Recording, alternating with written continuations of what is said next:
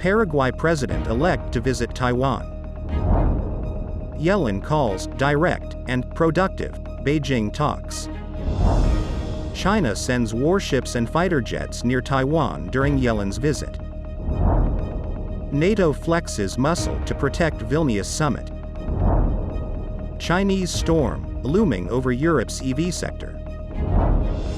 Guatemala presidential vote result suffers another setback. Solomon Islands leader visits China. UN rolls out robots for questions at a Geneva news conference.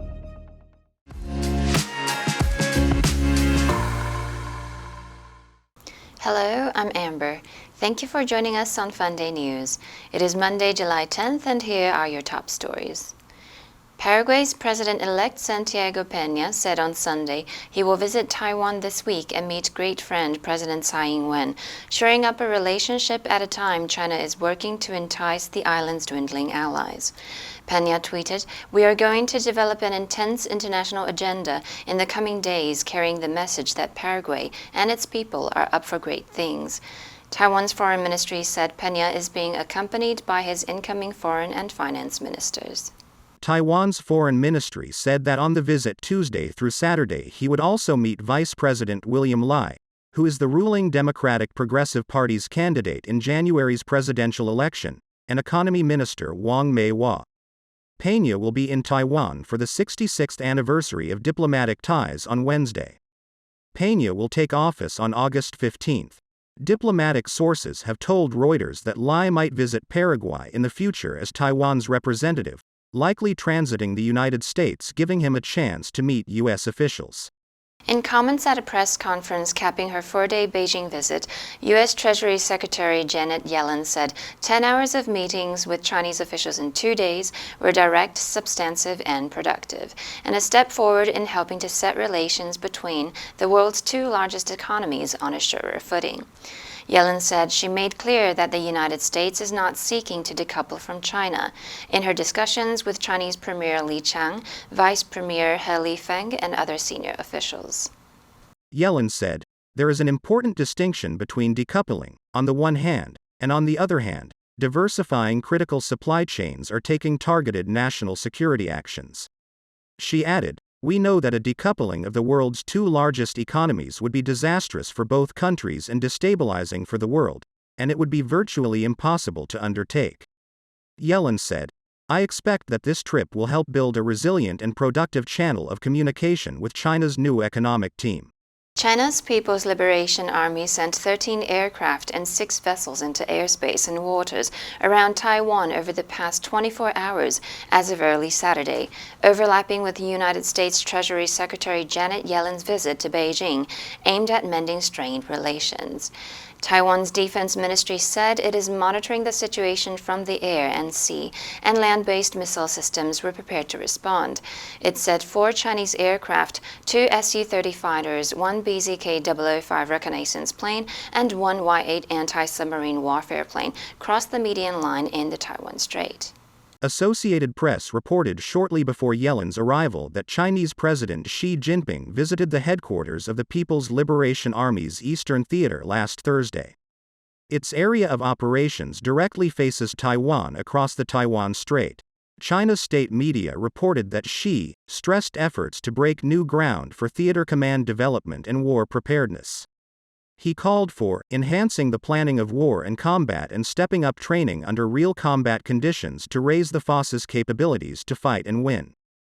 NATO has turned Vilnius into a fortress defended by advanced weaponry to protect U.S. President Joe Biden and other alliance leaders meeting next week, only 32 kilometers from Lithuania's razor-wire-topped border fence with Russian ally Belarus.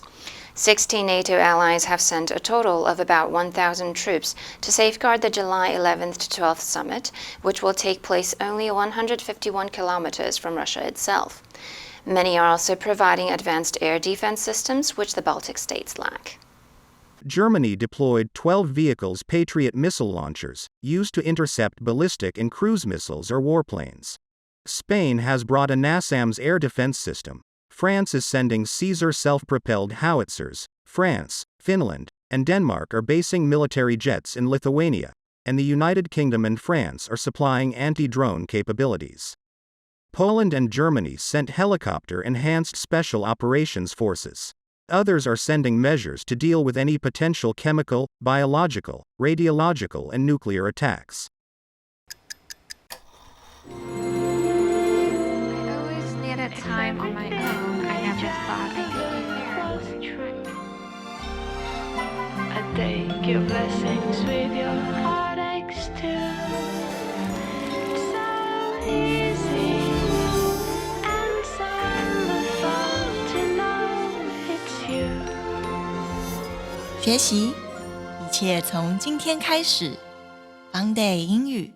Renault chairman Jean-Dominique Senard told Reuters last Saturday that China's recent decisions to restrict exports of two metals, gallium and germanium, used in semiconductors and EVs, should raise red flags for European leaders, as it shows the continent's over-reliance on China and the need to build a costly supply chain. He said a Chinese storm is looming over Europe's growing electric vehicle sector in regards to strong pressure related to Chinese electric vehicle imports into Europe. Over 400 new energy companies have disappeared, and more than 90% of the car companies have gone bankrupt. Senard said, "We are capable of making electric vehicles, but we are fighting to ensure the safety of our supplies," adding China's EV industry and supply chain for raw materials resulted from years of investments that would cost billions of euros to replicate.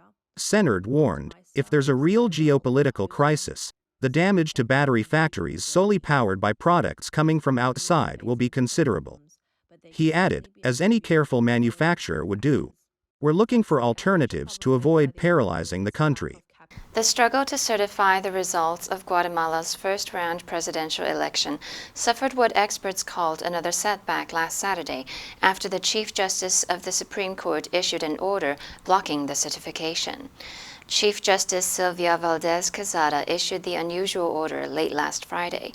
She stipulated the process could not go forward until the electoral authorities, who conducted a review of precinct vote tally sheets from the June 25th election, reported back to her on their methods and any inconsistencies found. A shock in the first round of the Guatemalan presidential elections.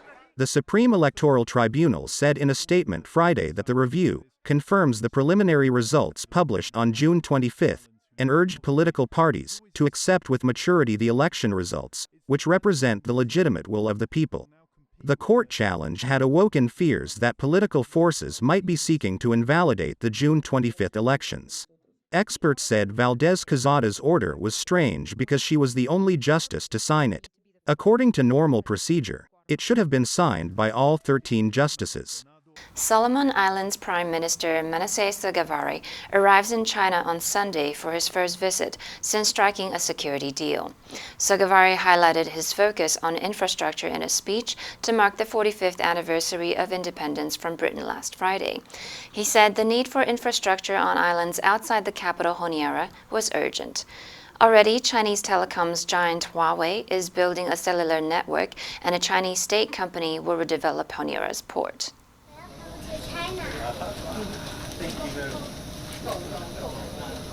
On a week-long trip funded by Beijing, Sogavare will open the nation's embassy and meet Chinese companies. In a local television interview, Sogavare said the Solomon Islands was dependent on aid from Australia, but was shifting its foreign policy to look for opportunities with China, as well as India and Gulf states. In November, Honiara will host the Pacific Games. China has helped significantly in this endeavor by constructing the stadium, advising on security, and training 80 Solomon Islands athletes in China later this week.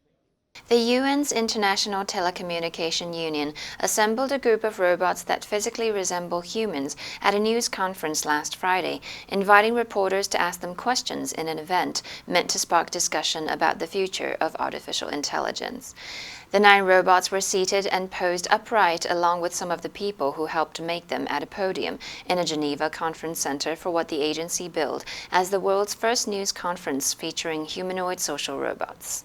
Like yourselves to be more effective leaders in government, especially considering the numerous disasters. Organizers said the event at the AI for Good Global Summit was meant to showcase the capabilities, but also the limitations of robotics and how those technologies could help the UN's Sustainable Development Goals. The media event featured introductions from the robots' companions or creators, and a round of questions to the robots from reporters. The summit was meant to showcase human-machine collaboration, and some of the robots are capable of producing pre-programmed responses. Now let's delve into the news of UN rolling out robots for questions. Number 1. Assemble. 装配组装. The shelves are easy to assemble. Number 2. Resemble. 看起来像或是显得像. She closely resembles her sister. Number 3. Upright. 直立的，挺直的. He managed to pull himself upright. And that's all for today's Funday news. Be sure to tune into Funday news from Monday to Friday and click the link below to join Funday for free. I'm Amber, your host, and I'll see you next time.